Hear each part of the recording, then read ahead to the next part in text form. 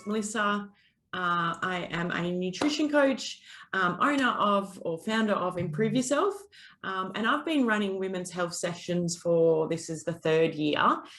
They're run once a month at the Flourish Centre on the first Thursday of every month. And they've been so successful. And due to COVID, I was like, why do we not do this online as well? And it's actually been heaps of fun. So every Tuesday night, 7:30, I get a different guest speaker on, which is like even better. I'm getting 4 people in 1 month instead of 1. And we get to all sit and join in because we get to do it from the comfort of our own home. So, you know, that's awesome. I did want to mention that the women's health session for face-to-face at the Flourish Centre is on this Thursday night. And the special guest speaker is me. So I'm going to be talking about gluten-free the healthy way, which is just perfect for so many people that are dealing with all sorts of different health issues. So it doesn't have to be just digestive. It can be that you're having hormonal issues. It could be that you're having thyroid problems, skin issues, anything that is just not really making sense. You've tried lots of different things and it's not working. Sorry, something popped up. Things aren't working, and so you're looking for some answers. And going gluten-free for a certain amount of time, just to see if that is what it is, or just tweaking your diet can help improve your situation. So if there's certain things that you've been dealing with and you're just not sure, Thursday night session is a great one to come to. So if you go into the announcements at the top of this Facebook group, you'll be able to see all the details, grab a ticket and come. Always have yummy treats and herbal tea. It's just awesome. And there's beautiful like-minded women that come and it's a great little community. So these live chats are great, and yeah, you get to do them from home, but also getting to meet once a month is really great as well. So if you're interested, I can pop a link in as well, but yeah, would love for you to come. And then just keep an eye out every month. So it's the first Thursday of every month. So now I get to introduce you to our special guest speaker for tonight. This is actually one of my very good friends, Debbrah Oxby. She's going to be talking to us about transforming relationships. Debbrah is a relationship specialist. She actually wears 2 hats. One of them is a relationship and marriage coach and counsellor, and the other one is an empowerment coach and mentor. And she assists individuals to love yourself and then live a life you totally love. Who doesn't want to do that? She has over 30 years experience in the personal development field. She's an avid student of life and loves to inspire people to be and live their greatest life. She's on a mission to partner with individuals and couples that want to build authentic, healthy, happy, loving, and connected relationships. She specializes in helping couples upskill and upgrade their relationship through her signature program, the Love Blueprint. This is where couples learn the skills and how to upgrade their relationship so they can heal the past, reconnect on a much deeper level, restore love and affection for each other, get on the same page, and have each other's backs to start experiencing joy, fun, and laughter together again. Welcome, Deb. Thanks, Mel. That's a big one, isn't it? Nice big intro for you. I'm blushing. Oh, we've got some people hopped on, which is awesome, that are watching tonight. So that is so. Hi, everyone. Yes. So now we know that everyone can see and hear us. Thanks for joining me tonight. I've really enjoyed having you face to face at all the women's health sessions that I've dragged you along to. And you've just inspired so many women about relationships, not just with their partner, but in their friendships and with themselves. And I was just so inspired by your talks that I actually got you at the self-love retreat that I hosted a couple of weeks ago. And the feedback I've got just from your talk was sensational. So I'm going to be dragging you around with me a bit longer, get into more and more stuff. Self-love retreat was amazing, Mel. It really was. Yeah. And a beautiful bunch of ladies. And well done to you, because you organised it all. So yeah, very special event it was. Yes, and I think that I think the biggest thing, and when I was like planning on what we were going to talk about tonight is, but before I get into that, but I was just going to say is that there's not much conversation about relationships. So I feel like tonight's going to be a really good chat because we don't really talk about it in our everyday life, do we? Not really. It's one of those areas that, unless it's a really close girlfriend or someone that you trust deeply, it's one of those areas we tend to keep behind closed doors. And I think there's a lot of shame that people feel, or I think we're sold on this idea and conditioned on this idea that only relationships that are good actually, you know, have no problems and no arguments and no issues. And that is a complete myth and a complete fallacy. Every relationship has challenges, and I actually believe that the challenges are there to help us grow. Yeah. Oh, that's good. So it's okay to have challenges. It is, certainly. Yeah.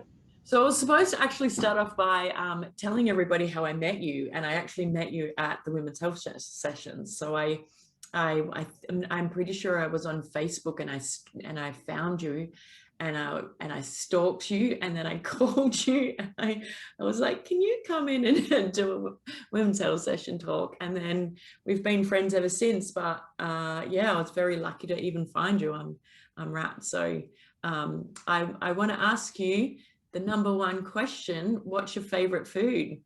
Oh God, I'm a bit of a foodie, Mel. So well, it's one answer, just one. Cheesecake. Cheesecake. But it has to be the good stuff. Made properly with all the good quality ingredients, not just out of the Sara Lee packet, I hope. Oh no. Yeah, that's a good one. Cheesecake that you made for the retreat was amazing. Yeah, that was good because it was all fresh lemons and limes, and I think it makes a difference when you're using that fresh ingredients, doesn't it? Yeah, it was delicious. Can you just tell us a little bit about yourself for all the people that don't know you and yeah, would like to know a little bit about you? Sure. Look, when you said 30 years of experience, I'm like, oh gosh, I'm getting old. No, I have had a journey through life, obviously. I think my passion around relationships goes way back to when I was really little, to be honest. When I was 2, my parents parted, and then I obviously went through the experience of being a child of divorce. And in those years, being raised by a single mum also had kind of a stigma attached to it. So I guess on a personal level, I experienced a lot of the downfall of what divorce can bring to a child's life. And I didn't really recognise the impact of that in my career and in my working life until, you know, probably even the last 5 years, really, where I sort of looked back and went, oh, wow, I can see why I went through that, you know, on a soul level, why I had experienced those things. So I think the desire runs really deep for me to help couples to transform their relationships, and particularly generational patterning, so that they're not passing the gauntlet down to the next generation. You know, I did go through a divorce myself when my children were 3 and 6. So I ended up being a single mum with 2 small children after a 14-year relationship, 10-year marriage. And found myself as a single mum, you know, with 2 gorgeous kids and no partner, no husband. And in that, I kind of lost my home, my, you know, car, business, etc., and became a single mum with pretty much nowhere, renting, etc. So I kind of have had the extremes in life.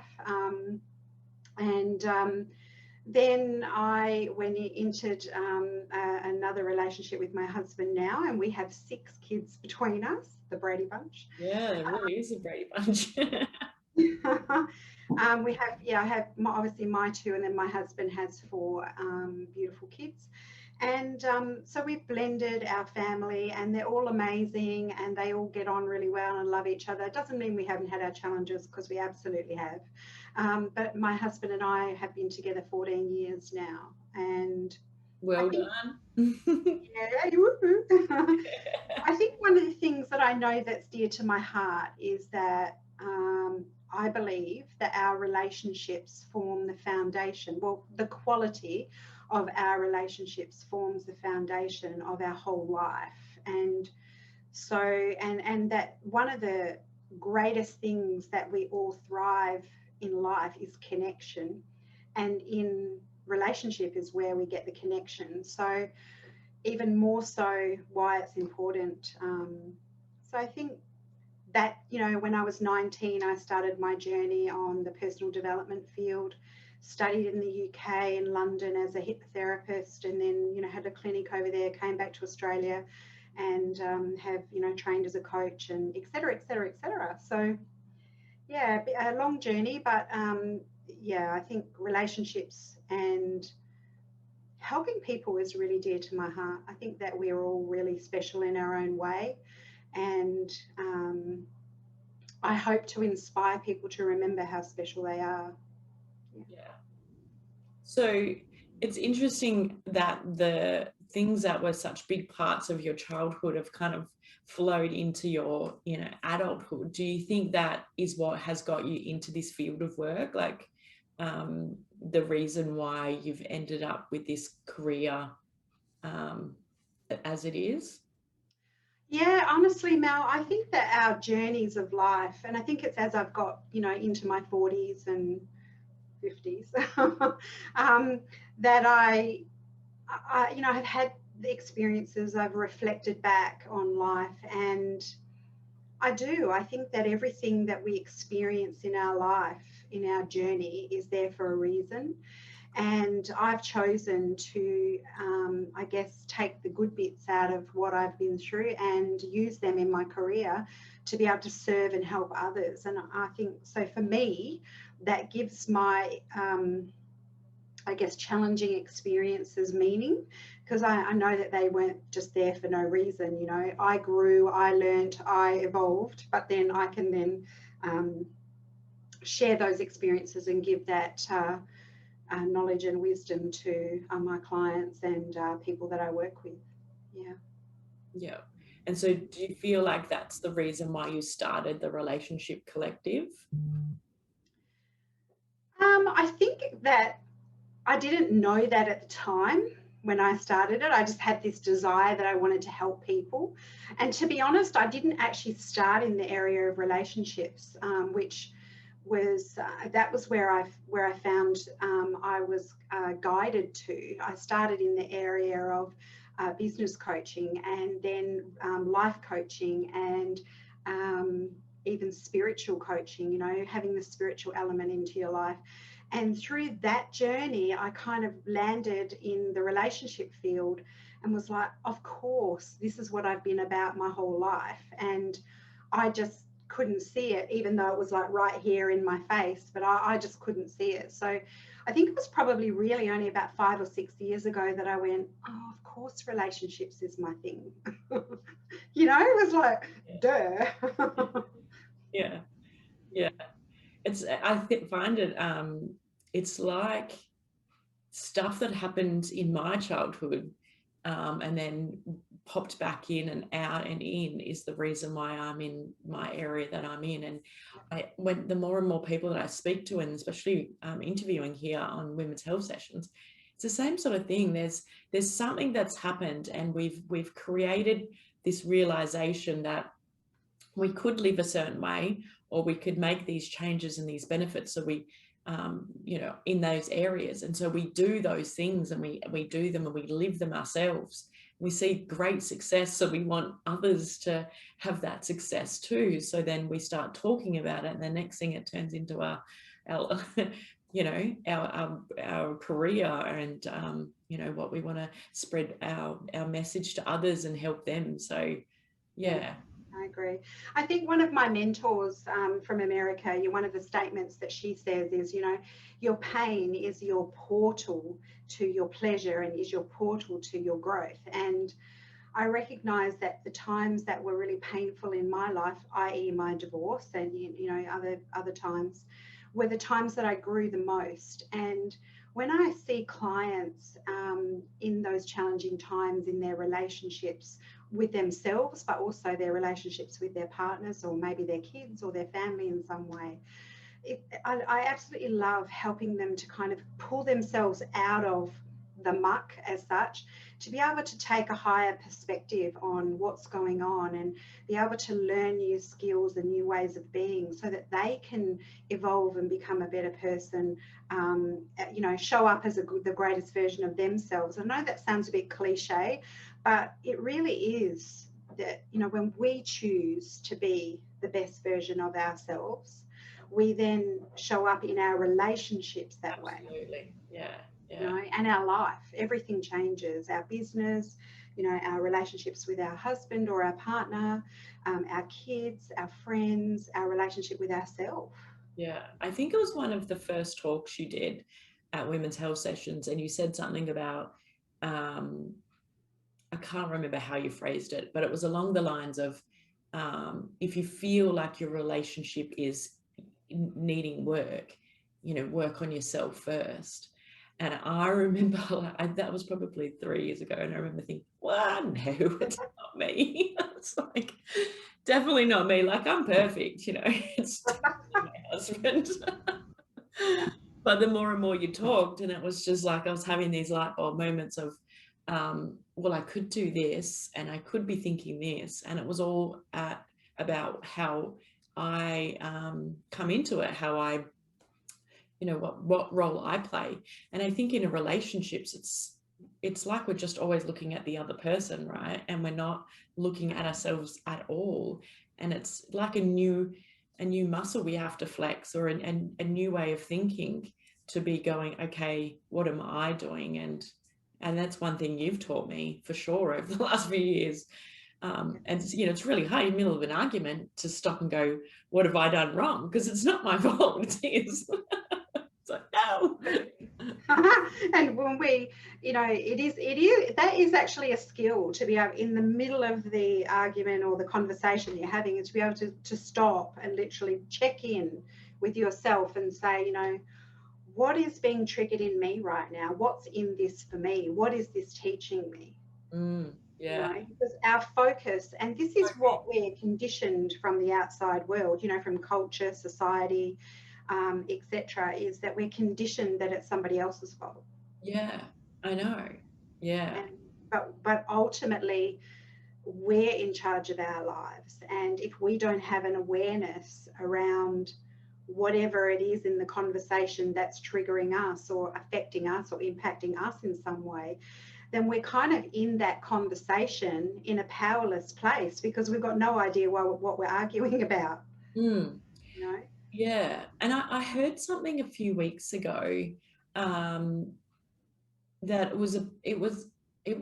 I'm pretty sure it was a podcast, and it was on relationships, and it was about how we want it to be so much fun and exciting and, you know, desire and all these great emotions, and the minute it doesn't have anything, like it's not, you know, amazing, that people want out. And I was thinking about it going, well, that's a bit harsh. I don't think people are like that, but we do have such a huge increase in people separating, and people, I guess, you know, finding somebody else when they're still in relationships, that sort of stuff. So I think the point of the podcast was that they were trying to say that we're just always looking and seeking for the shiny object, and like a relationship's not necessarily going to always be shiny. It's going to be half and half. And yeah, what's your sort of take on that? Look, one of the greatest things that I share with clients, and, you know, Einstein once said, you can't solve a problem by the same level of consciousness that it was created. Right? Yeah. So if you really think about that statement, it's a very powerful statement, because what he's saying in that is your level of skill or your level of awareness might be here, right? And this is where the argument or the problem is. Sorry, my cat is clawing at the screen. Can you hear it? Yeah. Sorry. Part of the of the chat. Trying to say to me, I want to come in. Okay, so our awareness is here, right, of this level of where the problem is. So whatever our skill level, whatever our awareness, whatever our resources are, is at that level. So to be able to solve or change that problem, we actually need to have a higher level of awareness, so we can look down or look in on, and we can bring higher level of resources to the problem or the issue. So one of the things that I ask clients is, what is it that you believe the purpose of relationships is? What is the highest purpose of relationships? So are you asking because you want to see what their what is most important to them about that? Well, I'm really asking to get their awareness level. So like, if you were to answer that question, Mel, what would you say? What do you think the highest purpose of relationships is? Is in everyone's relationships or mine? Everyone. Well, you can talk about yours if you want. No, but you know, everyone's. I mean, I'm putting you on the spot a little bit, but no. I think connection, which is what you said at the start. But I mean, I feel like it's a few things. You know, there's there's friendship, there's trust, there's intimacy. They're the things that would come to mind for me. Yeah, absolutely. And they are the sort of things that I hear, you know, intimacy, trust, connection, friendship, building a life together, having a family together, having fun together. Family. Oh, forget that. You know, family, having fun, you know, traveling, having each other's back, supporting one another. But, you know, when you think about it, they are all benefits of being in a relationship. They're not the purpose. Interesting. And then that's what means you're only like looking at only all the pluses as well. Yeah, you're living as though what you can get out of this relationship.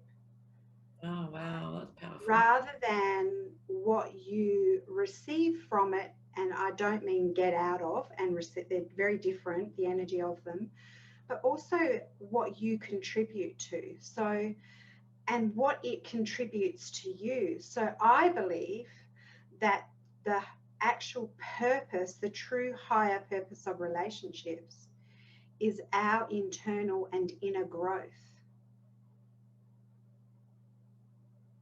Of course. Right?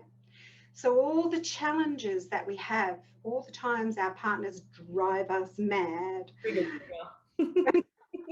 or our kids drive us mad, or whatever it is that drives us mad, actually all there for us. It's there for our growth. It's there to help us grow.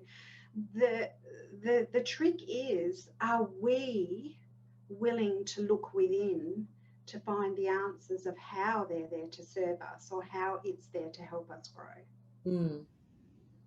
Yeah. Because when we do that, then we're looking at us, right? And can you feel that shift, right? When we go from the band of, you know, what relationships, the benefit, what you get out of a relationship, to then shifting to a higher dimension of, well, what is this relationship? How is this situation, this challenge, this relationship serving me? What is it bringing me? How is it helping me to grow? What am I learning from this? What's the wisdom in this situation? Yeah. What is this reminding me of? Is this a story from the past that's coming up here and being triggered by the fact that, you know, your partner didn't do something or didn't say something the right way, you know? Yeah. So we raise our consciousness around the relationship domain, and then the little things stop being so niggly and, you know, they're not important. Yeah. You start to raise your consciousness around relationships. I think for me, we've got a few comments, just checking what they are. Oh, Christy just said, How is this challenge serving me? I love that. And Bella wrote, you're answering a lot of my questions to myself of late. So glad I created time for this. Awesome, Bella. Awesome, Bella. Great. So for me personally, I'm happy to talk about myself. You know, I met my husband when I was in high school. So we've been together a really long time. And, you know, we've been together more years than not. So more than half my life. And I find that it's just such a big journey. You're going up and down. And every time I think, oh God, we know each other so well, we turn another corner and there's this whole big, like, you know, realization that there's more to learn and more to understand. And it's just like it's ever evolving. And those, you know, when it's not perfect, it's, you know, easy to think, well, this is too hard. But luckily, you know, we don't think that. But what I'm trying to say is it's like the relationship has so many different lives, maybe because I feel like I've been in mine for a long time, but it's like it has different lives and different stages. And I think especially since I started getting you to come in and do talks for me, I'm more and more aware of my role, and I feel like it's made our relationship a lot healthier. And, you know, obviously we share and discuss what we know in these areas to be able to improve on it. Because for me, what I've learned from being around you is that if it's not something that we're working on all the time, and if it's not something we're putting effort into and focus on, it's not going to just be easy. It's like people saying that they're going to get fit, but they don't exercise, you know, like, so, yeah. So I guess what I'm trying to say is that I've been with him since I was in high school, and I only feel like the last few years really understanding how much I've got to look within myself instead of looking outwards, but also, you know, just how much effort it really does take a lot, because I want it. It's not that I just want it to work. I want it to be, you know, great. I want it to be amazing. You know, I want to be really happy in my relationship. Yeah. So, yeah. Well, thank you for being around me. Yeah. You're welcome. Because it's hard to be with someone for a long time, you know. There's those challenges. It's hard when at the start you're getting to know each other, and then you've got to go through so much of that, you know, all the firsts and the news of everything, and then you evolve and change, and then when you've been together a long time, finding ways to get that rhythm so that it's, you know, I want to be, you know, really excited to see him. You know, that's really important to me. I've made that a priority, you know, because I feel like that creates that, you know, excitement. Can I ask you a question, Mel? Oh God. Yes. If you think about, like, just something that I've observed in what you just said then, that you feel like the last few years have really, you know, like in a way the relationship's blossomed in a better way and in a more amazing way. How's that a reflection to your relationship with yourself in the last few years? Yeah, 100%. Yeah, absolutely. So yeah, the more work I do on myself, the more, yeah. But I don't like that, because then it's me. It was so much easier blaming someone else. Yeah, it is, isn't it? Oh my I think it's really good to recognize that your relationship with yourself is actually the very first relationship that you ever have. You know, from, you know, if you think about when we're a baby and, you know, we're quite happy to lay there naked and touch ourselves and poop and pee and hands go in and we have zero worry about anything. We have no, you know, shame, etc. Right? We just are. We're just pure essence, pure divine essence. We just are. And then over time, what happens is other people's judgments, layers, conditioning come on us, and then we slowly shut down and become conditioned to be a certain way. We learn that if we behave a certain way for a good girl or a good boy, then we'll get praise and cuddles. And if we don't behave the way someone else wants, then we won't. And so we learn to, I guess, bend and mold ourselves like a pretzel. And in the process of doing that, we disconnect from ourselves. And I think what happens, and I've certainly noticed this in my own life and clients, is that part of the journey for couples in relationship is actually the journey with self. That's why I focus on empowerment as well as relationships, because how you show up in a relationship and the relationship that you have with you and the connection that you have with you on an inner level is a direct reflection to the quality of the relationships that you'll have on the outside. Yeah. But we don't learn about relationships at school. I always say to, clients, I always say about nutrition, like people come to me and like they know nothing, right? It's the same as about relationships. And I mean, they're key things that you are doing on a daily basis for your whole life. And we have no education in it at all. Yeah.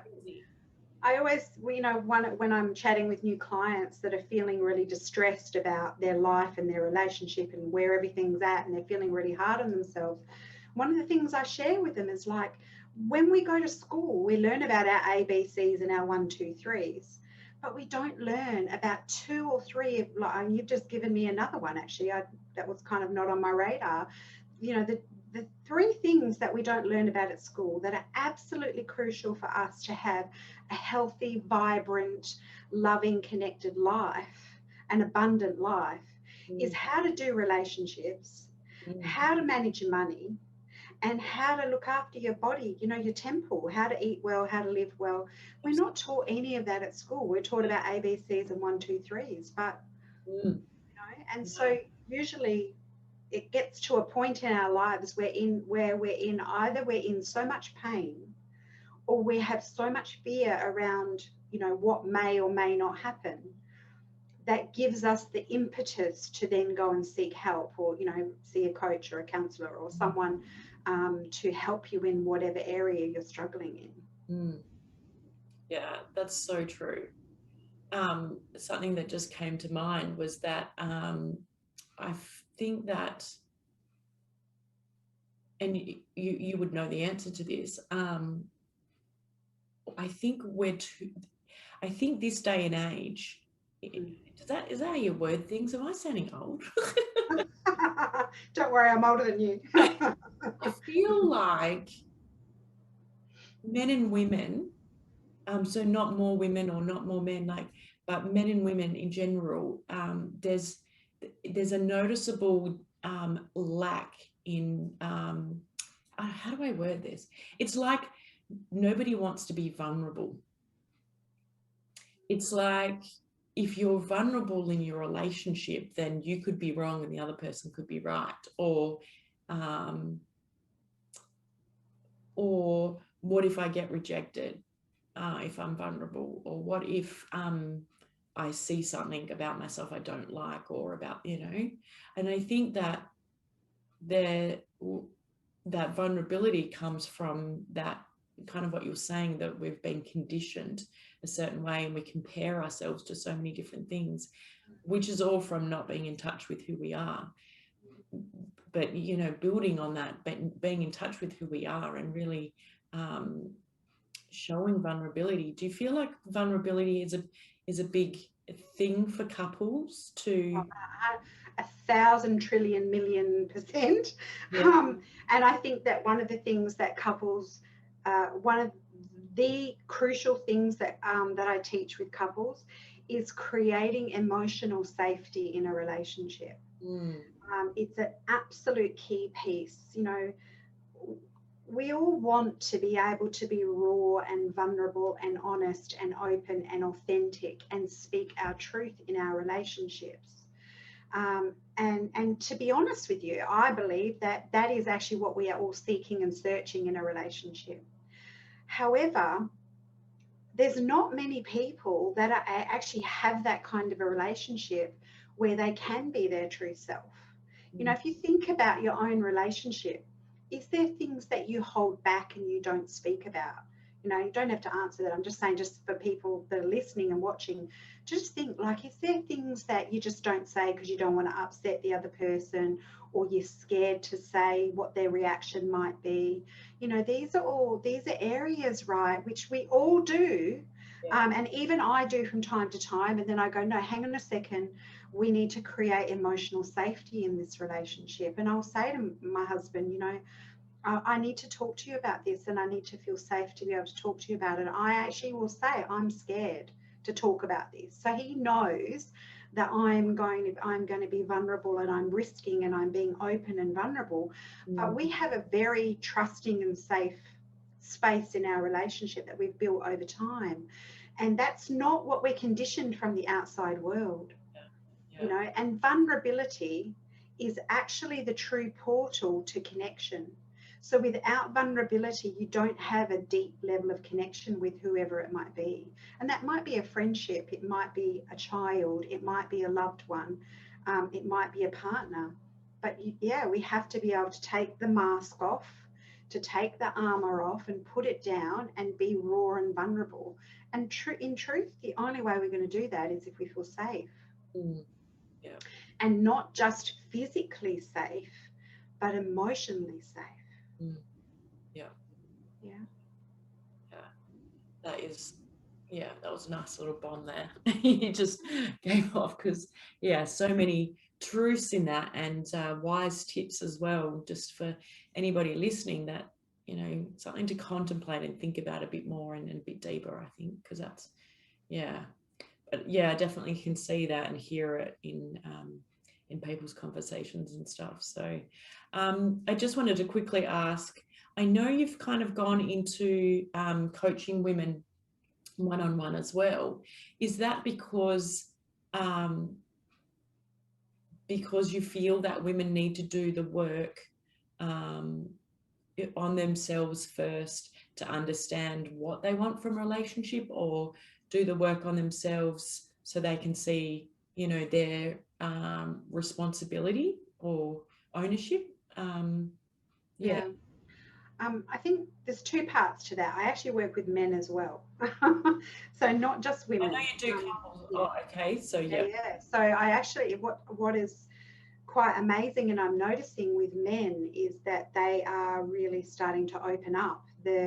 The masculine consciousness is starting to shift, and they're starting to open and want to explore what women have been doing for a number of years, right? For many, many years. So I'm like, thank you that the men are starting to open. And I honestly and truly believe that us women actually hold the space for men to be able to do that.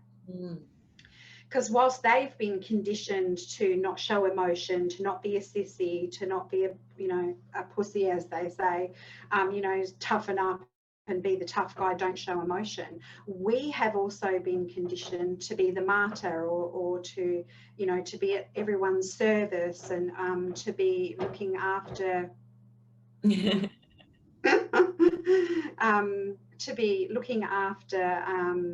everybody, and I guess self-sacrificing and being at everyone's beck and call as such. I mean, I am speaking at the extreme, but I think there's an element of, if you're looking after yourself or you're practicing self-care, you're being selfish. That's one of the things that we've been sold.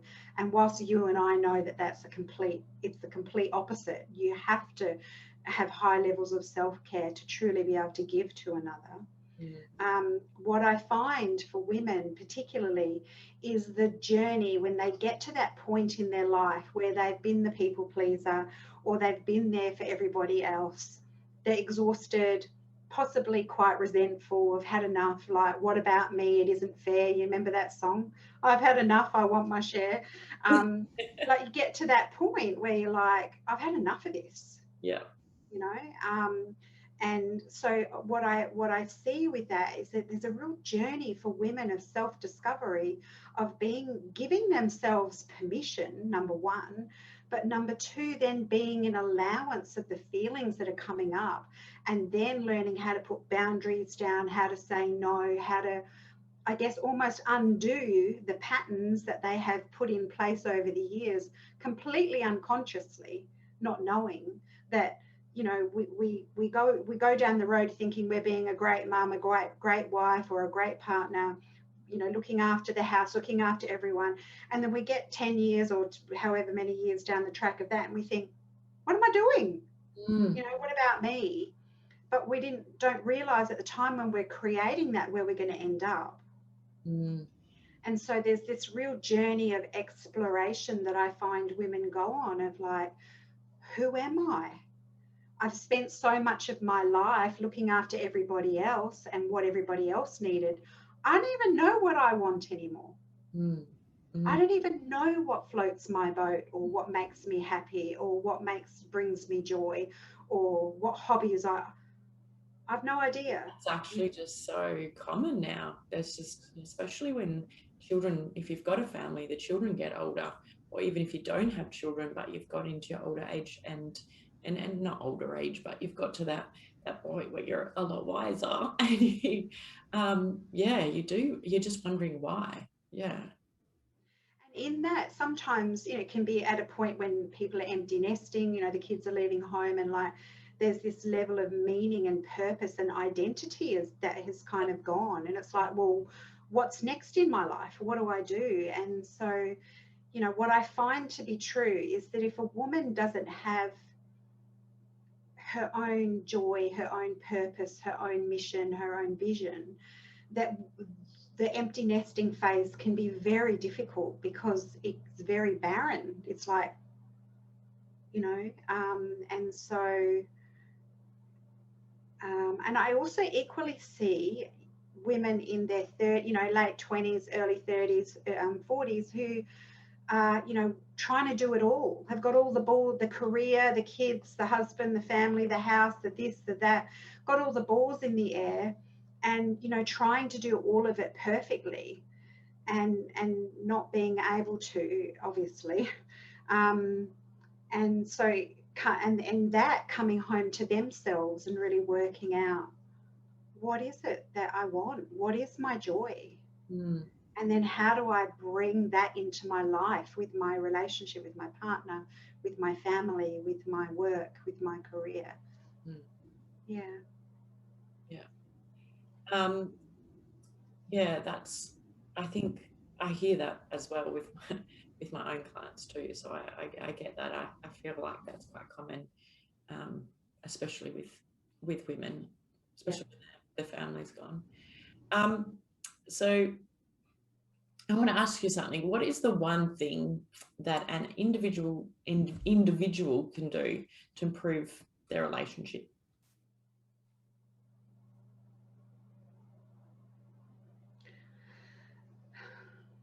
Listen. So don't talk.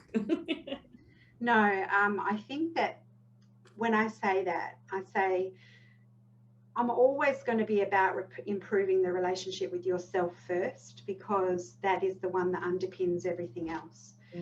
So I would be, you know, saying, starting to listen to your inner self, listen to your, I call them your little soul whispers, you know, the little under the surface that you know, you get a little message, and often we're too busy to even notice it, but we know it's there, but we don't write it down, or we don't act upon it. So I would say, start listening to your soul whispers, start listening to your inner self first. And then second, with your partner, is start to listen to them with curiosity, to understand them and their point of view. That doesn't mean that you're changing yours, or they're right and you're wrong. It just means that you are listening to them and being present to them, and truly wanting to genuinely understand their heart, understand what it is that they're saying, where they're coming from, etc. Because often we actually will be in a conversation and we're listening to respond. We're not listening to hear or to understand. or it's like that you're not really there in the moment listening. You're listening on the fly, or you're listening but you're thinking about something else. Yeah. I'm always multitasking. Yeah, and you know what happens? we all do it. I can think in here and listen, and it's like I can do all that, but I'm actually not listening, and I know that he knows I'm not 100% listening to what he says, and so he feels a certain way because he knows just by the way I'm looking that I'm not listening 100%. So I've learned that. He's taught me that. Yeah. Yeah, you know that when you're having a conversation with someone and all of a sudden you see this glaze over, it's like they've just vacated. I think also when you're in busy, I think we get so caught up in busy, you know, we're like trying to do multiple things. Like men don't actually, from what I've learned and understand, that men will do one thing and when they're finished, they'll do the next thing. We don't do that. We do 100 things. I have 1,000 tabs open on my computer, and when my son walks through the door from school, I'm still juggling like 10 different things, and I barely find, when he starts to tell him about his day, I realize sometimes that I'm not actually listening to him. I've actually tuned right off, and I think, oh God, that's what my husband must feel like.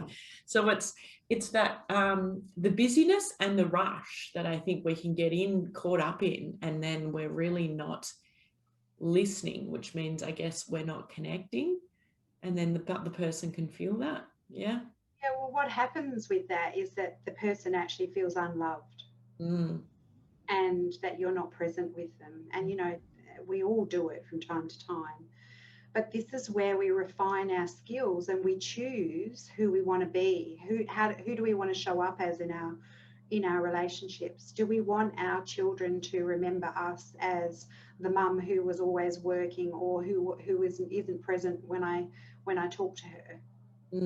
Or do we want to go, you know what, hang on, stop, and you know, give them your attention for a minute or two, and you find that even, especially with little kids, if you do give them the attention that they're seeking, they'll and 100% attention, you know, you're fully present with them, that it's almost like their cup fills up and then off they go, and they go play with their toys or do whatever they need to do. And so yeah, I think I really love to challenge everyone this week, even just tomorrow, even when you get off this call tonight, is go out of the room that you're in or wherever you are, put your phone down, and go and be present to your husband, your partner, your children, or yourself if you're by yourself, and just be present, like, and notice what's there. Notice what comes up. Great one. Well, I can do that. We all can. Can I ask you, I don't think I've ever asked you this before, do you ever get couples come and see you that want to see you just for the tools and techniques to have a good relationship or marriage, but they don't feel like they're having any problems? Or is it more that we are so used to just going and getting help when we feel like it needs to be fixed? I wish people would come sooner. And I think this is, you know, like when we first started off, is that with relationships there tends to be an element of shame around challenges, or you know, or they're having an argument, oh, they're doomed, you know, they're going to split up. It's not, everyone argues, but there's somewhere in the conditioning process, it's, you know, we tend to not air our dirty linen, or we don't share, and you know, there's a place, like, I don't think Facebook's a great place to share, you know, your challenges or your conflicts, but I really encourage couples, if they are not communicating well, or you know, they know that they're just not in the right space, they're just not connecting, they're just not with one another, they've kind of gone back to the me space rather than the we space, and they're like coexisting. It's like, you know that. So be in action about it. Like, do something, create a connection again, seek some help, read a book, be in touch with me, do a course, do something, because there is amazing tools that couples can learn. And I want to interrupt in that it's amazing tools that couples can learn, that they might feel the relationship's good, but it could be great or amazing. Unbelievable. That is so much better. 100%. Yeah. Like, do you want to have a relate? See, I work with a bit of John Gottman work, and I love his work because it's based on scientific research. He's studied couples over 40 years, and he's tracked them, and what he was able to do was to work, he calls couples that stay together, that thrive, that are happy, that are you know, joyful. He calls them the masters of relationship. And then couples who stay together who are not happy, they basically stay together and they're miserable or just coexisting, or couples that split up as the disasters. Okay. And there's clear, absolutely clear patterns, behaviors, and activities that the masters do that the disasters don't. So it goes to reason and makes sense. If you start doing some of the qualities and the things that the masters do, your relationship will improve. You know? Yeah. It's not, and I say this often too, it's not rocket science. We all know what they are. It's just that we don't know what we don't know. Yeah. Cool. Well, so what's the number one question you get asked? It's always about communication. Yeah. 100% of the time. Yeah, and every single client I speak to, it's always about communication, arguing, you know. I feel like that's the key to, because I know you said that being, you know, working on yourself and knowing who you are in that relationship with yourself, but communication being the key for a relationship to thrive. Yeah, because I think what comes underneath communication is emotional security, emotional safety, as we spoke about earlier. So, I mean, there's a number of facets, I think, that make a great relationship.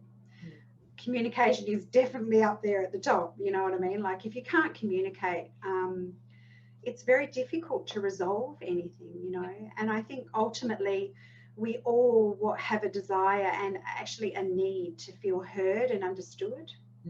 And we all do have needs within us, and you know, some are universal, so some are the same. For, you know, we all want to be safe and we all need shelter, and but then there's other needs that might be individual to the person. So say someone might need freedom, they might need security, they might need acknowledgement, for instance, whereas another person may not need those things, you know.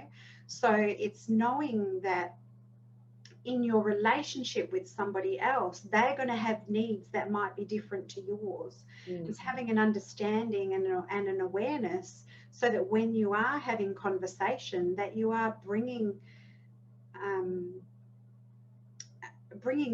those things into the conversation. Yeah.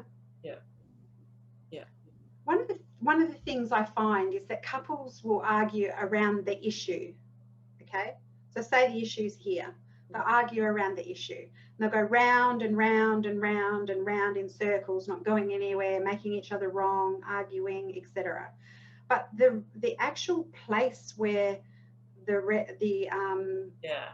resolution is in the unmet need, but they don't even access that. They don't have the tools and techniques. Most people don't.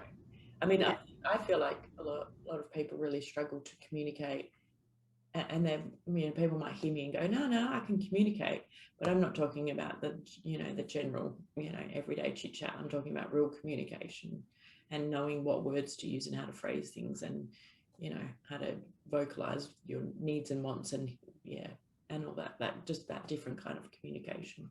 I think also making sure that you are have a feedback loop where what you're expressing to your partner is actually what your partner is understanding. Because sometimes we can communicate like this. You think they're saying one thing, but they think they're saying another thing. And then you have this kind of communication when you're not meeting one another, you know. Yeah. And so it's tools and resources to be able to have those kind of communication conversations where you, number one, both feel heard and understood. And that number two, you're able to resolve your conflicts where your needs are both being met. Yeah, so that not one person is kind of putting up and shutting up, as I say, because that ultimately will lead to resentment. Yeah, absolutely. Yeah. Oh, well, thank you. Like, I can't believe how much we got to cover tonight. Like, we really had lots of questions, and I can't see anybody else's, but I feel like I asked you lots of questions anyway, a lot more than I usually do. What can you tell us quickly a little bit about the blueprint? You mentioned a blueprint, love blueprint. Can you just, for anybody that is thinking about either they're feeling that their relationship needs a bit of work, or their relationship's good but they want it to be amazing. Can you tell us quickly a little bit about that? Sure. The Love Blueprint is my signature program, and it's a program that I've developed specifically to upskill couples so that they can have the happy, loving, thriving relationship for them, but also for their family, for their kids to grow up in, so that they can have a beautiful container, you know, for them to all thrive in. It's based on 4 pillars. The first pillar is the foundation of the relationship. So this is where we look at repairing any cracks, trust, intimacy, connection, and really giving you tools to be able to make sure that if you do have any challenges, that you're constantly repairing and fixing any cracks that come along the way. And if there are any cracks in the foundation now, repairing those. And there's actually ways to do that, right? So the first pillar is the foundation of your relationship. The second pillar is the toolkit. So that's literally your tools that you bring into the relationship. So communication, priorities, boundaries, learning ways of being able to communicate so that you both feel heard and understood, and that you can resolve conflict in an effective way where you both have your needs met. And then the third pillar is where we're looking at your desires. You know, what is it that you want? And often this is where couples will reset their relationship. And that's because, you know, they've kind of just gone about their daily life, but they haven't actually sat down and gone, what do I want in 1 year, 3 years, 5 years?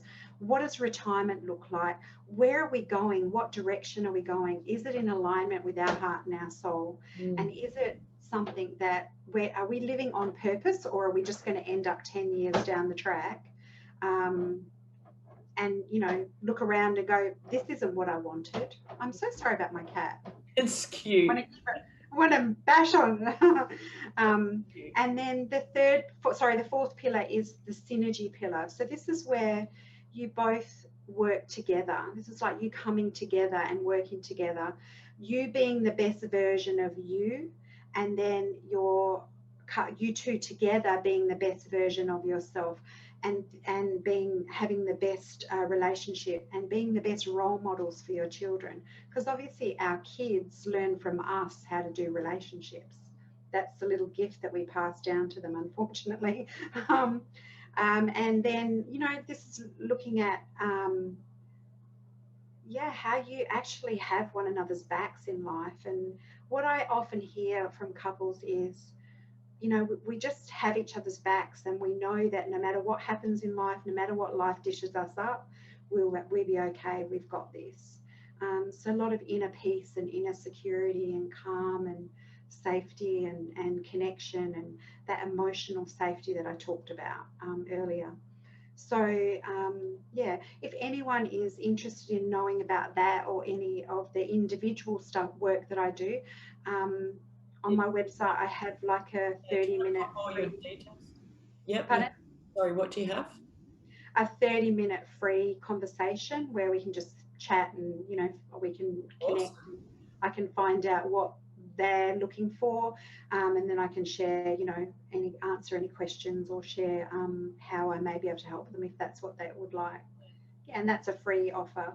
Yeah, that's so good. Everyone charges for everything these days.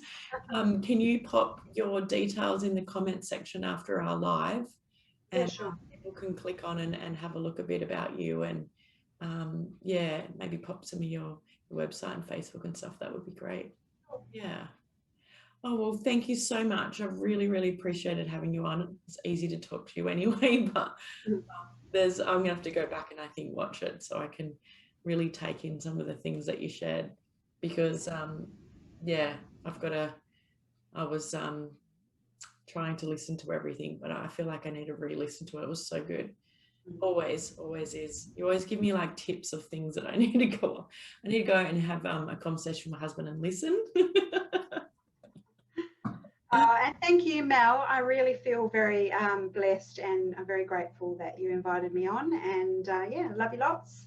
Thank you. And have a beautiful evening, ladies. And remember the challenge. Yes. All right. Thank you so much. Bye. Have a good night. Thanks. Bye.